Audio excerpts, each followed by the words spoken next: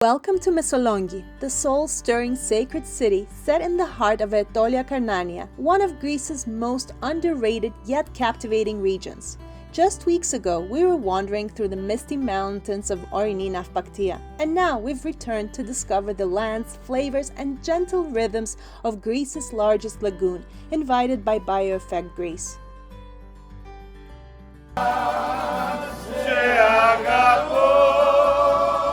We arrived at our retreat for the weekend, Socrates Organic Village Wild Olive, in the peaceful area of Agrilia.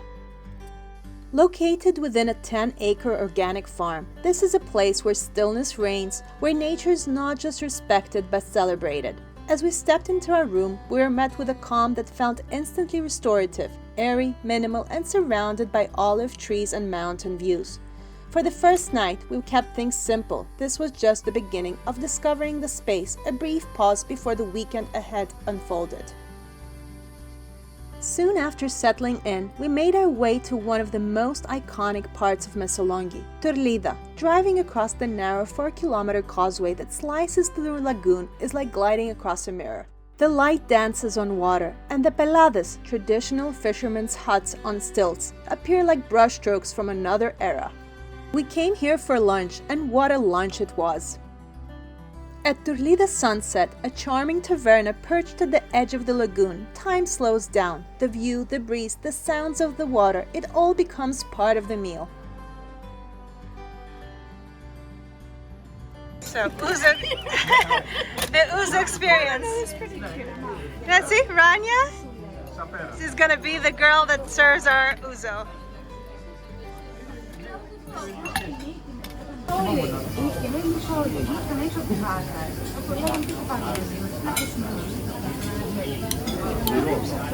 It's a local one, isn't it? Yeah. It is. Yeah. Ooh, it smells good. Okay guys, we're drinking a lot today. Oops. Would you like water? Yeah. Yes, a little bit. Uh-huh. Nearly to the top it is. Oh, that's good. We started with pasto, grain mullet simply preserved in local salt, sliced thick, drizzled with olive oil, sprinkled with pink peppercorns. Buttery and delicate, it was a revelation. We followed that with fried and grilled squid, crisp on the outside and tender inside, and one of the best salata we've ever tasted. Creamy, perfectly balanced, and topped with a dusting of dry Avgotaracho. We are in food heaven, so we've got salata. I've got too many potatoes. Bottarga Caviar, local hospitality at its finest.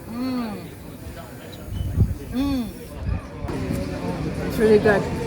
We then made a brief stop in the lagoon to watch the flamingos. What you see behind me are actually flamingos. I don't know how I'm gonna go in there to take a photo of them. Well, obviously I'm not gonna go in there to take a photo of them, but how amazing is this? Back at Socrates Organic Village, the sun was still high and the pool was calling. Just a few moments of floating in the still water, surrounded by olive trees and mountain air, was all it took to feel completely renewed. The grounds here are designed for one thing: peace. This isn't just a place to sleep, it's a place to slow down, reconnect, and breathe. The farm is divided into two main areas. We explored the chill zone, where 5 independent bungalows offer privacy and comfort. Each bungalow is set apart by greenery, with its own path, its own sense of calm. This area also features its own pool, ideal for those looking for even more seclusion. Second area is the main building where we stayed, which has 10 thoughtfully designed rooms, a breakfast area, and a cozy reception space. But what makes this place truly special is the world beyond the rooms. The property is alive, with a vegetable garden bursting with seasonal greens, chickens wandering lazily through the fields, and fruit trees heavy with the promise of sweetness. Guests are welcome to explore, to pick, to learn, and to reconnect with the rhythm of the land.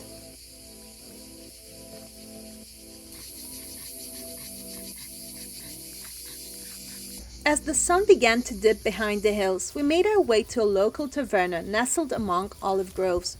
Famed for its grilled meats, homemade pies, and produce grown just steps from the kitchen, this was a true taste of rural Greece, rich with the flavors of the land. Next morning began slowly. for those who want to maintain their workouts, there's a small gym, a sauna, and other activities available on request, all offered at an extra charge. Whether you want to move or simply soak in silence, the village makes space for it all.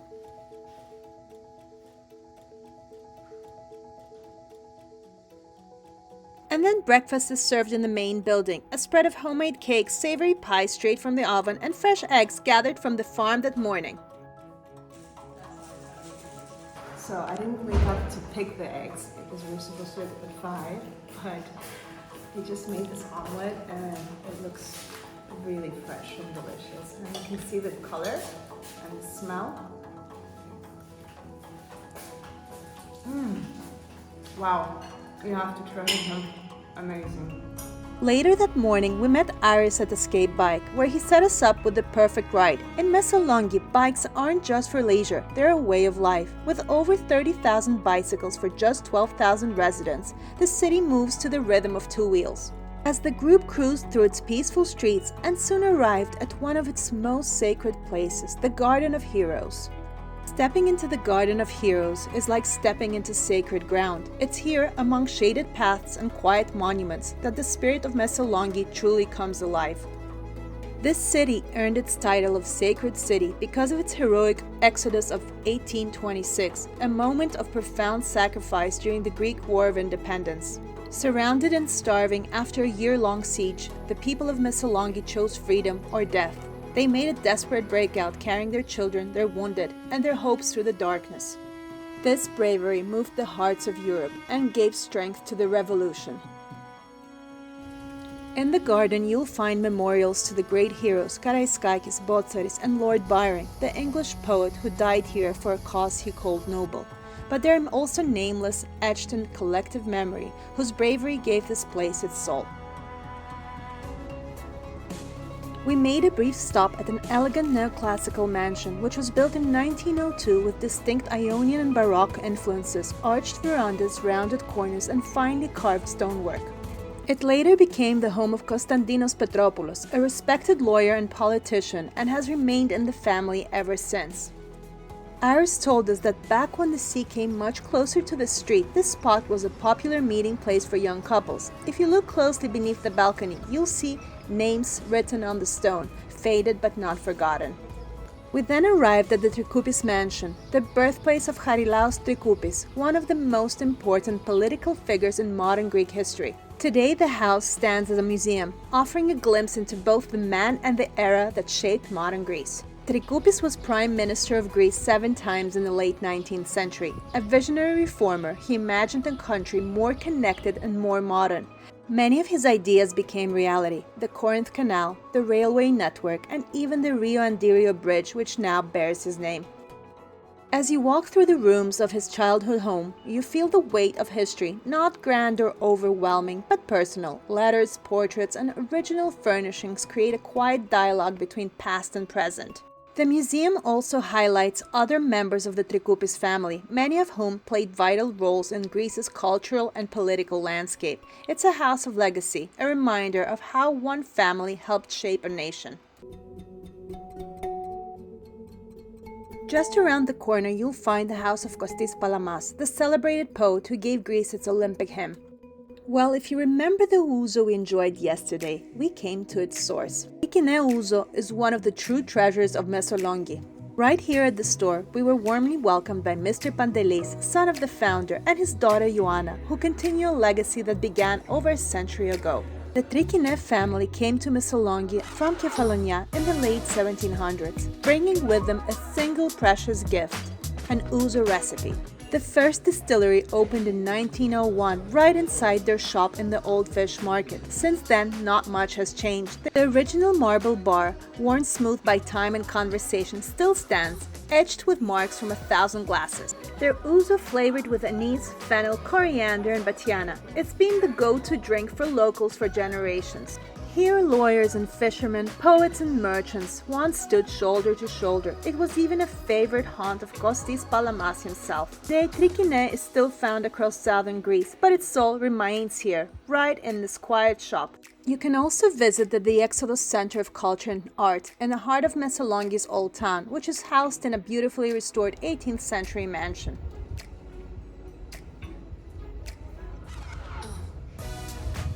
From the cultural heart of Messolonghi, we continued our walk through the quiet cobbled streets until we reached one of the city's most beloved spots, το Archodico της Persephonis. Tucked into the stone-paved pedestrian street just steps from the main square, this traditional tavern is known for its authentic Greek cuisine and heartfelt hospitality. From the moment you step inside, the space speaks of refined taste and genuine warmth. We tried a selection of Greek appetizers, which were all excellent, but what you have to try are Persephone's staple beef patty. She makes a chicken version too, and it's excellent. That afternoon, we set out from the marina on a traditional wooden fishing boat guided by fisherman Takis, whose presence felt like part of the lagoon itself.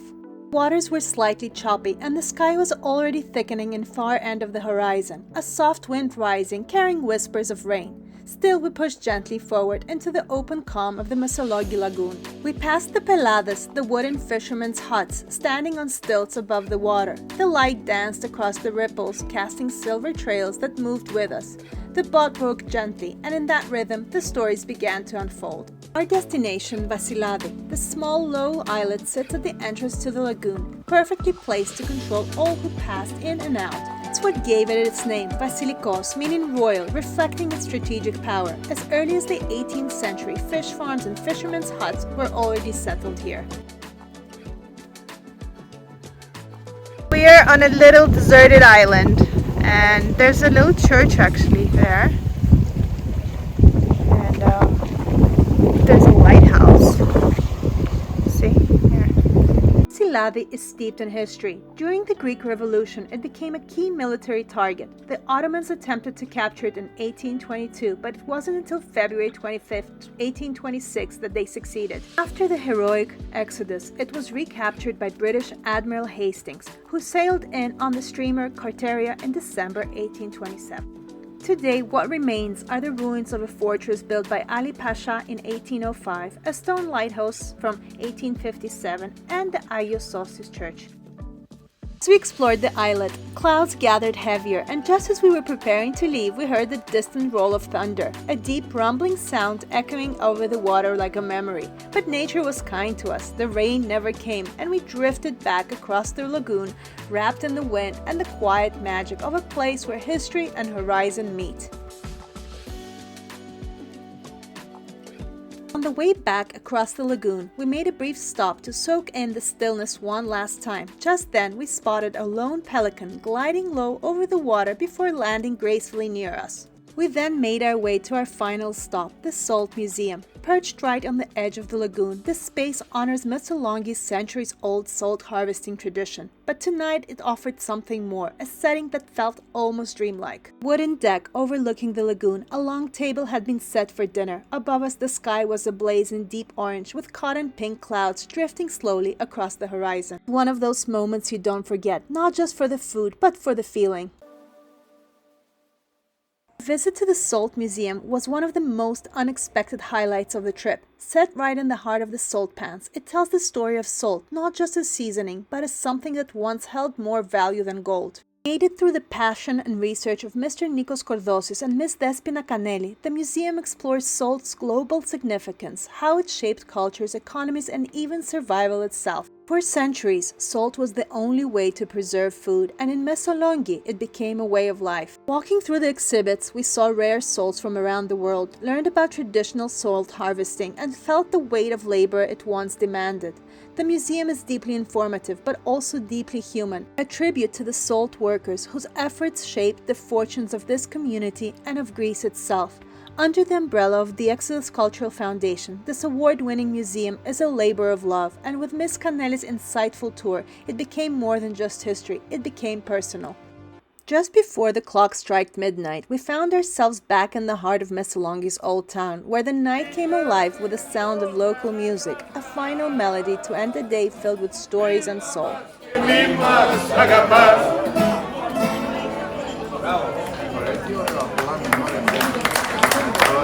Γεια μας! Καλώς ήρθατε! Καλώς σας βρήκαμε!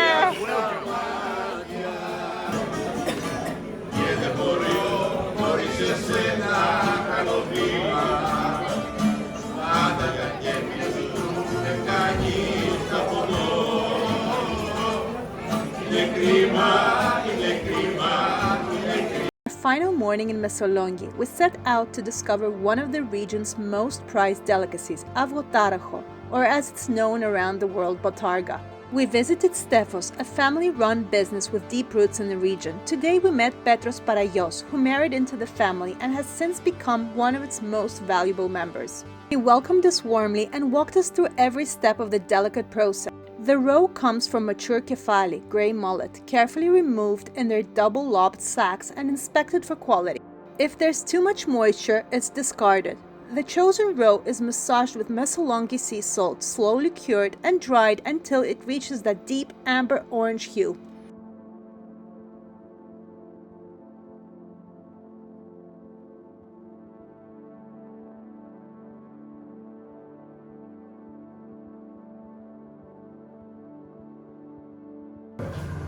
Teared apart, so the sea salt made this burnt. Is that bad?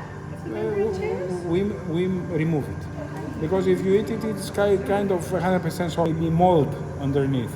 And the third is you can eat it and have it in your teeth. So here you can see we remove. These Bottarga are very dry because they are for the local market. The people here, they want them dry, and we put here in the bivouacs. In order, we do the first layer with the hands, so we can check if everything is okay and goes smoothly. And then we hook it.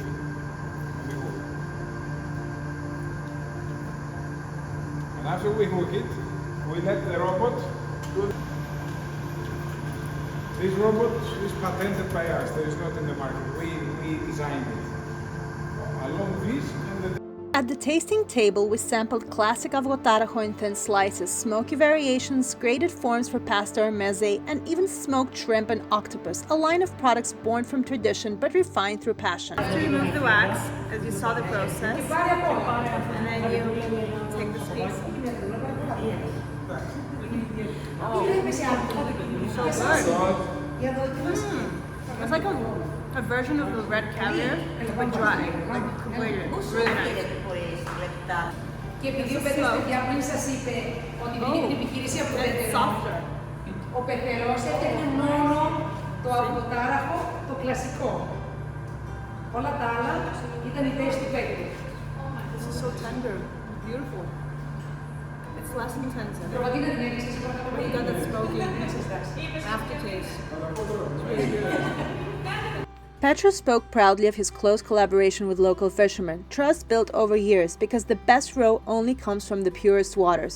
For him, Avgotaracho isn't just a delicacy, it's a way of life. I came to Messolonghi for this. This is treasure. This is gold. It's Avgotaracho, Bottarga Caviar, the best in the world. We then took a short drive to a place unlike any other, Aitoliko, just 15 minutes from Messolonghi. This natural island sits like a perfect oval in the middle of another lagoon. Surrounded by water on all sides, Aitoliko feels like a floating village quietly existing in harmony with its surroundings. Here, fishing is not just a job, it's a way of life. It has shaped the culture, the diet, and identity of this small community for generations. At the Fishing Museum of Aitoliko, we met Miss Eugenia Plexida, who runs the museum with passion and care. Coming from a fishing family herself, she's deeply committed to preserving the history and heritage of the lagoon and the people who live by it. Inside the museum, every object tells a story, from the fine mesh nets to the handmade tools and the photos of everyday life. It's a quiet, powerful space that brings you closer to the ecosystem, the craft, and the respect these families have for nature. Fishing methods used here are incredibly sustainable. Traditional families use flat nets designed to catch only mature fish, allowing younger ones to grow and keep the lagoon's balance intact. It's a practice built on knowledge, patience, and reverence for the water.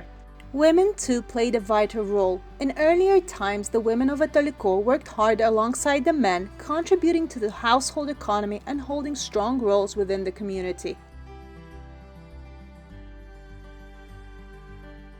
As we drove out of Aitoliko along the old national road, the landscape suddenly changed. In the distance, we saw hills rising up to 15 meters high, but they weren't made of earth or rock, they were made of salt. We had arrived at the salterns of Messolonghi, the largest in Greece. Spread across 14,000 acres, they sit right along the lagoon and produce up to 70% of the country's salt. It's a lunar-like landscape, stark and beautiful, shaped by nature's sun and centuries of tradition. We ended our beautiful weekend right where it began, in Tourlida, at the same taverna by the water. This time we tried one of the local delicacies, eel, tender and full of flavor, a true taste of Messolonghi's soul. I hope you enjoyed discovering the special corner of Greece and that you'll be inspired to come and experience Messolonghi for yourself. If you like this video, please like and subscribe and join me for more stories, more places, and more unforgettable moments.